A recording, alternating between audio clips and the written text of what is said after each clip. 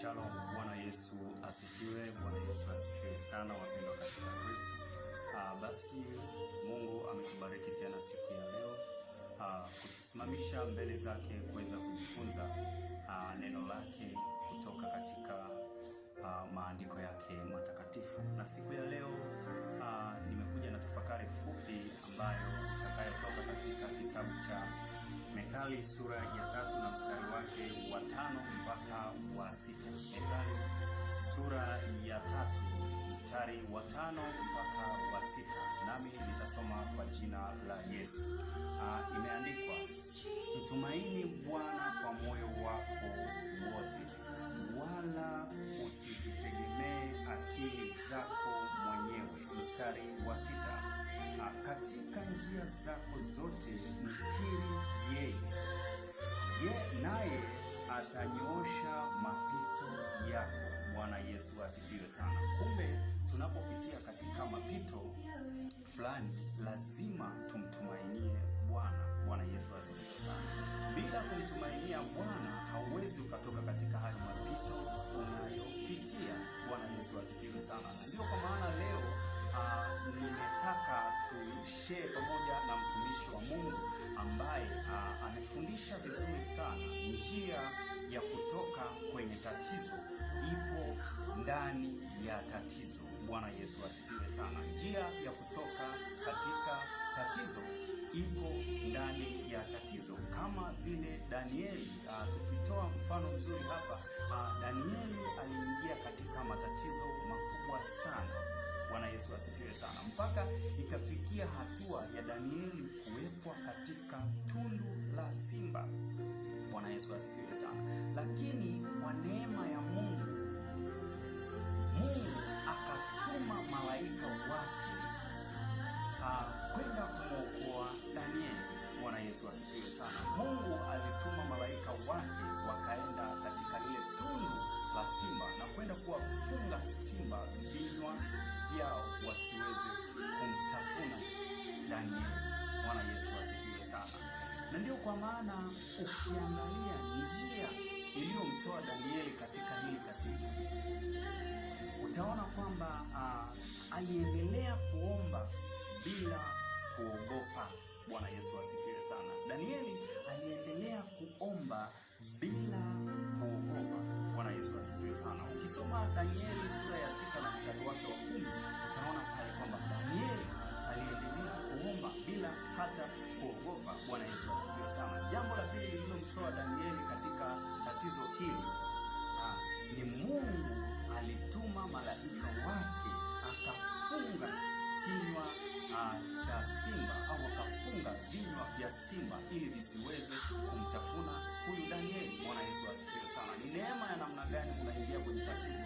Mungu anaingia katika ile tatizo lako, alafu anaenda kufanya ile tatizo lako kuwa ushuhuda katika maisha yako. Ukisoma Danieli sura ya 6 na mstari wa 22, utakutana na hiyo habari ya kwamba Mungu amefunga vinywa vya simba ili visiweze kumtafuna Danieli. Basi tumsikilize mtumishi wa Mungu ambaye ameeleza vizuri sana njia ya kutoka kwenye tatizo ipo ndani ya tatizo hilo hilo. Bwana Yesu asifiwe sana. Karibu sana tumsikilize mtumishi wetu. Njia ya kutoka kwenye matatizo iko ndani ya matatizo. Andika. Kama unataka utoke kwenye matatizo, usiyakatae matatizo. Kwenye matatizo kuna njia. Kila jaribu unalopitia kuna mlango wa kutokea. Danieli sura ya 3 mstari wa 1 hadi wa 30, utaona Shadraka, Meshaki na Abednego wakati wa tatizo waliomba, na Bwana akawapelekea njia ya kutoka katikati ya tanuru la moto. Wakati wengine wanakufa, wala na watoa kwenye tatizo, tumaini lao lilikuwa kwa Bwana. Mungu kwetu sisi ni Mungu wa kuokoa. Kwa wakati watu wanauliza, yuko wapi Mungu wako kwa sababu ya matatizo, waambie najua mtetezi wangu anakwenda kusimama muda sio mrefu. Watu nao wategemea wanaweza kuongea vibaya. Askari hawa Daudi ndiye aliyewaandaa. Sasa wamegeuka. Matendo ya Mitume 12 mstari wa 1 hadi 22. Biblia inasema panapo majira yale Herode mfalme akanyosha mkono kuwatenda mabaya baadhi ya watu wa kanisa. Kwa watu watu wa kanisa, watu wa imani wanaweza kukutana na mabaya. Wajiandae. Unapokutana na mabaya kwenye lango lako, kwenye maisha yako, kwenye kazi zako, kwenye maisha yako, unafanyaje? Utamlaumu Mungu? Biblia inasema Herode akanyosha mkono kuwatenda mabaya, akamkamata Yakobo ndugu yake Yohana, akamuua kwa upanga. Wayahudi wakashangilia, hawa walijifanya wana Mungu. Yuko wapi Mungu wao? Yakobo kichwa kimeondoka. Wakati wa tatizo utapata mtu wa kutia moyo. Hebu jitie moyo katika Bwana. Uliyemwamini waambie, Mungu kwangu ni Mungu wa kuokoa. Kufa kwa Yakobo sio kufa kwa Petro. Ukisoma hiyo Matendo ya Mitume 12, kanisa limezika. Petro anakamatwa naye auawe. Mwaka kwa mwaka ni matatizo ya kuzika. Maandiko yananiambia mstari wa 5, kanisa likamuomba Bwana kwa juhudi. Kuna maombi yenye juhudi na kuna maombi rejareja. Haya, wakati wa matatizo fanya maombi ya juhudi. Matendo ya Mitume 12:5, fanya maombi ya juhudi.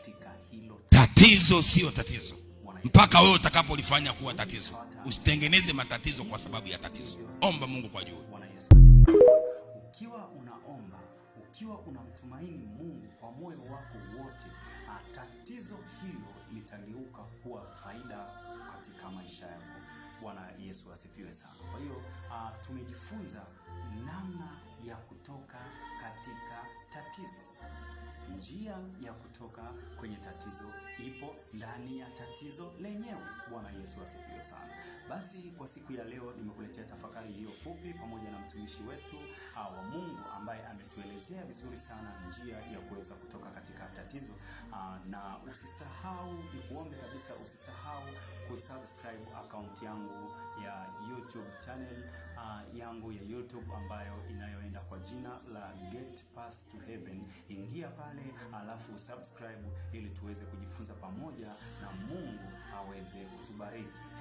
Get Pass to Heaven Gospel inakupenda. Karibu sana usubscribe pale, au kwa kifupi unaweza ukaita GPH Gospel. Karibu sana GPH Gospel inakupenda sana. Mungu akubariki sana, Mungu akuongoze na akufanyie wepesi ili unapoenda kuzaliwa upya na Kristo uwe kiumbe kipya. Bwana Yesu asifiwe sana. Ubarikiwe sana, Mungu akuongoze na akupe nguvu. Wakati mwingine tena tukipata kibali machoni pa Mungu tutaendelea kujifunza pamoja. Karibu GPH Gospel inakukaribisha sana.